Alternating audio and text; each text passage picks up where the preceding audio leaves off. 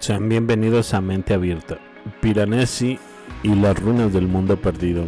Hoy vamos a sumergirnos en los grabados de Giovanni Battista Piranesi, un artista que simplemente dicen que imaginaba ruinas. Pero ¿y si no fuera así? ¿Y si sus grabados no fueran el fruto de la fantasía, sino el eco visual de una realidad olvidada? Giovanni Battista Piranesi nació el 4 de octubre de 1720 y murió en 1778. Fue arquitecto, arqueólogo y sobre todo grabador, famoso por sus representaciones de una Roma en ruinas, cárceles ficticias e imposibles, de una complejidad y atmósfera inquietante. La historia oficial lo clasifica dentro del género capriccio, una etiqueta muy conveniente, que básicamente significa que sus obras serán un producto de la imaginación. Pero ¿qué ocurre si asumimos por el momento lo contrario? Piranesi no fue el único, hubo otros. Giovanni Paolo Panini, Alessandro Saluzzi, Marco Ricci, Luigi Rossini, todos rondan de entre 1691 a 1857 de vida. Y no podemos olvidar a Hubert Robert, quien pintó acueductos colapsados, templos caídos y jardines tomados por el tiempo.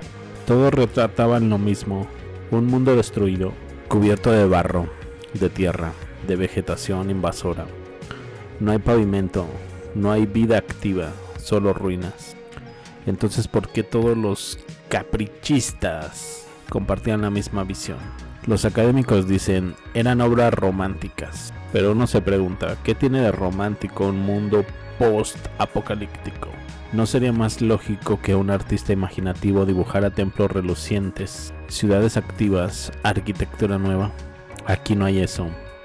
Aquí hay destrucción, aquí hay silencio. En muchas de estas obras, los pocos personajes humanos que aparecen observan las ruinas con asombro, como si las vieran por primera vez, como si fueran supervivientes. ¿Qué pudo haber destruido un mundo así?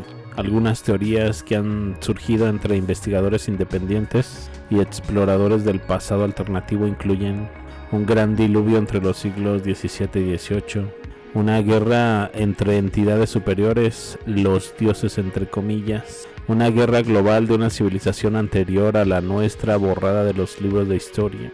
Si miramos con atención los árboles que crecen sobre los templos en ruinas, su tamaño puede darnos pistas de cuánto tiempo llevan allí. Y nos encontramos con una paradoja.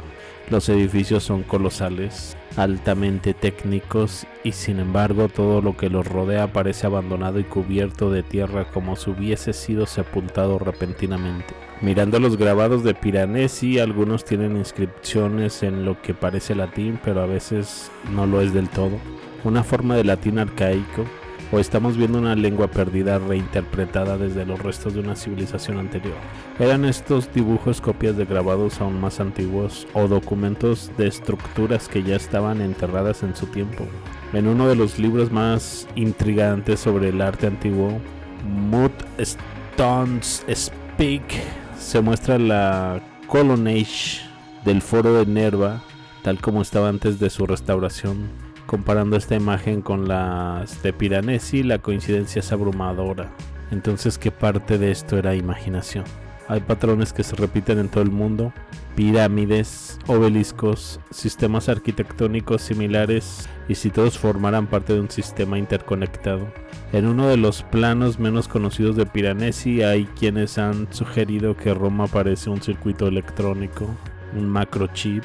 Locura quizás, pero en un mundo donde ya no sabemos quién escribió la historia, todas las hipótesis merecen al menos ser escuchadas. ¿Qué pasa si estas obras no eran caprichos, sino reportes visuales? Lo más perturbador es que no hay ninguna carta, ningún diario, ningún texto en el que Piranesi, ni Panini, ni Saluzzi digan: esto es imaginación. El arte de la fantasía siempre deja espacio a la imaginación, pero aquí hay demasiado detalle, demasiado número, demasiada geometría precisa. Es como si estos artistas fueran testigos de algo que no debían explicar con palabras, solo mostrar imágenes. ¿Dónde están los originales de Piranesi? ¿Por qué tantos grabados acabaron en bibliotecas restringidas o en colecciones privadas? Y si los que hoy llamamos capricho fueran simplemente una excusa para desviar la atención de una verdad incómoda, Tal vez bajo nuestras ciudades, nuestras aceras, nuestras carreteras, duermen los restos de un mundo anterior. Tal vez el arte no miente, solo espera a que estemos preparados para escuchar. Gracias por escuchar y nos vemos en un siguiente video. Yo me despido y los veo más adelante con más información. Hasta luego.